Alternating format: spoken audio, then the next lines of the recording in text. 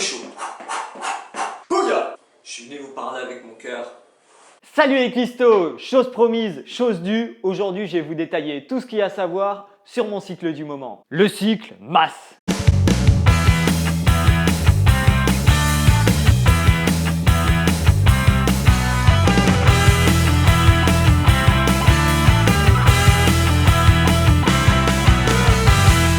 C'est celui qui marche sur moi. Il marchera pas sur tout le monde, mais a priori il marchera très bien sur les ectomorphes et ceux qui ont un métabolisme rapide.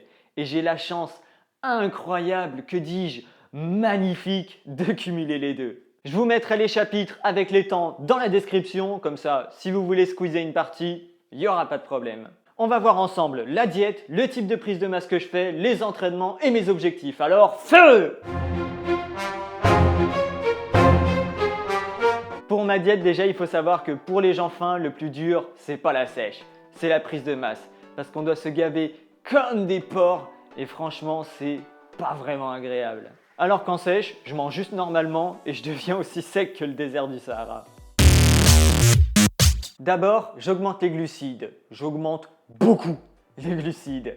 Je mange 140 g de riz taille pesé cru en un repas. Pour mes 3 vrais repas, le matin, je mange l'une des 2 recettes petit déjeuner healthy que je vous ai faites. Et ouais, je mange vraiment mes recettes. La célèbre petite galette du matin. Toi-même, tu connais les bails. Le midi, je mange tout le temps la même chose. Riz, dinde, le petit classique des familles. Avec en dessert, soit une compote, soit une pomme. Comme je suis pas tout le temps chez moi le midi et que j'ai pas toujours envie de cuisiner, surtout le midi, ça me permet de pouvoir préparer 2-3 repas d'avance au calme. Et le soir, je me fais un petit peu plus plaisir et je me donne un petit peu plus dans la cuisine. Je prends soit 2 steaks hachés, soit 200 g de colin, soit du thon que j'accompagne avec 2 pâtes complètes, du riz ou du quinoa, selon ce qui me fait envie sur le moment. Et puis selon ce qui me reste dans mon frigo aussi.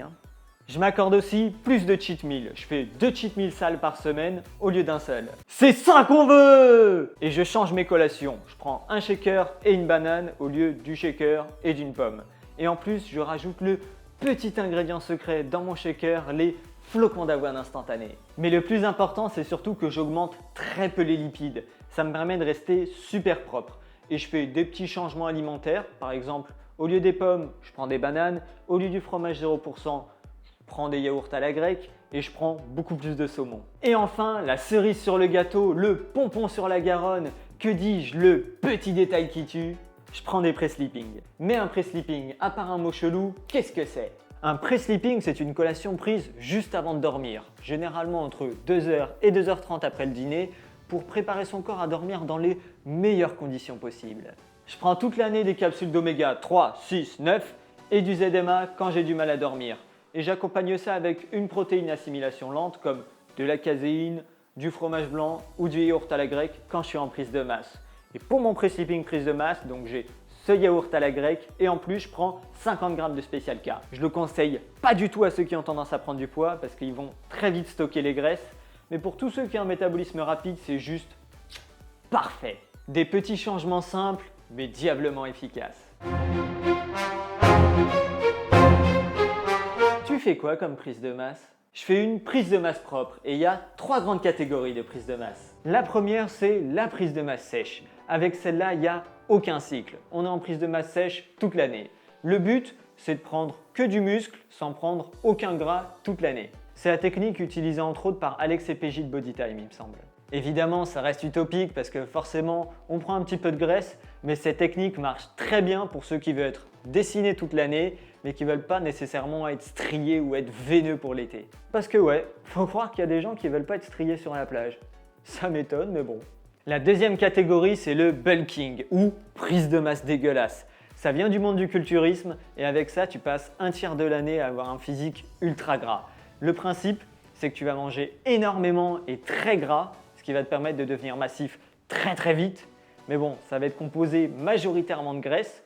Du coup, certes, tu auras pris du muscle, mais quand tu sécheras, tu vas perdre tout ton côté massif. Et en plus, ça fait quand même pas vraiment du bien au corps. Et enfin, la prise de masse propre. C'est ce que je fais et c'est ce qu'entre autres Thibaut InShape fait, il me semble. Le principe, c'est que tu vas augmenter les glucides, tu vas prendre du coup un petit peu plus de gras en même temps que tu prendras du muscle, mais tu vas essayer de rester très propre. Cette technique marche vachement bien pour ceux qui veulent être veineux et striés pour l'été parce qu'il y a une période de sèche qui suit. Et en plus, cette sèche va être beaucoup plus facile pour le bulking parce que tu auras 3 à 4 kg de gras éliminés au lieu des 15 kg. Du coup, elle sera beaucoup moins drastique et tu perdras aussi beaucoup moins de masse musculaire parce que même si une sèche est faite magnifiquement, on perd toujours un petit peu de muscle pendant une sèche. Ah oui, et pour savoir si tu restes propre, il suffit de regarder dans la glace. Si tu vois encore tes abdos, c'est que c'est bon. Si tu les vois plus, il y a un problème là. Si vous me suivez sur Insta, Mon pseudo c'est Max Cooking Sport. vous avez pu voir que moi, on les voit encore plutôt bien. Pour moi, c'est même encore plus simple de sécher parce que je fais des cycles super longs. Genre, la plupart des pratiquants font des cycles d'à peu près 3 mois. Moi, mon cycle masse dure de septembre à février, donc 6 mois. Et mon cycle sèche va durer jusqu'à fin juillet, donc 5 mois. Mais attends, ça fait 11 mois ça, pas 12. Et en août, je fais de l'entretien. En gros, je me prends moins la tête. Du coup, forcément, vu que j'ai 5 mois pour sécher au lieu de 3, bah c'est moins violent. Ah, enfin la partie qui fait plaisir. Comment je fais quand je suis au parc d'attractions? Je m'entraîne plus souvent, mais moins longtemps. En gros, je fais une séance de plus, je fais 5 séances par semaine, ce qui me permet de raccourcir mes séances et du coup, je bosse moins de muscles par séance. Alimentaire, mon cher Watson. Ça me permet de brûler beaucoup moins de calories par entraînement, ce qui est beaucoup plus productif en prise de masse. Eh, on n'apprend pas un vieux singe. Ah non, tu ne la fais pas une deuxième fois, hein.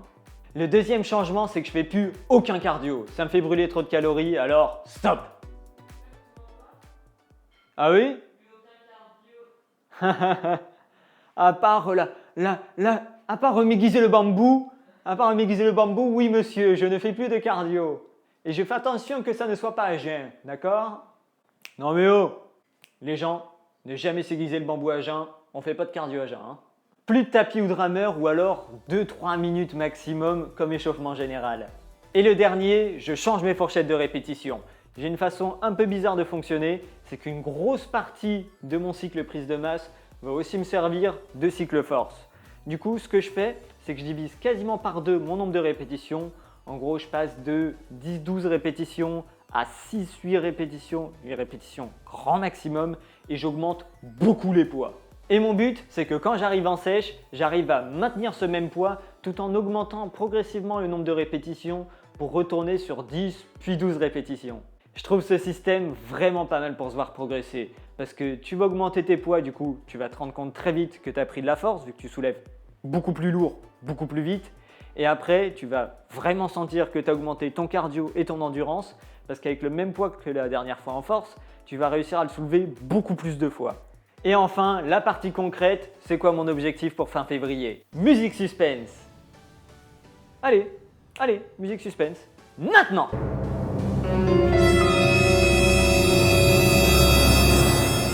Je vais avoir pris 7 kg d'ici fin février. Ça fait à peu près 1 kg par mois.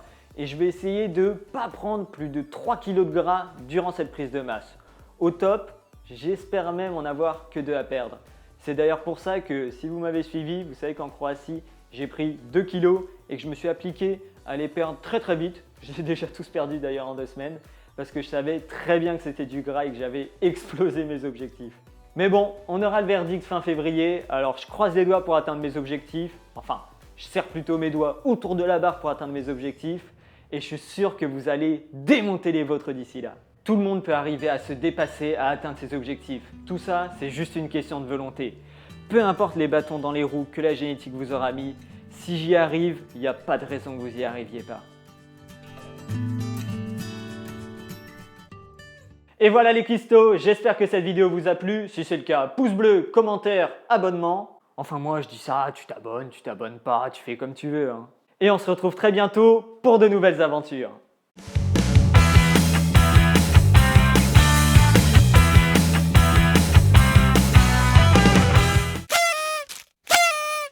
Oh Vlad, la porte. Oh con, tu te fous de ma gueule. Un moment de... J'adore la vie. Non, là je me suis bourré de voix. J'adore la vie. Elle est belle la vie. Elle est belle. Elle est fit. J'adore la vie. Allez, c'est le son de l'année.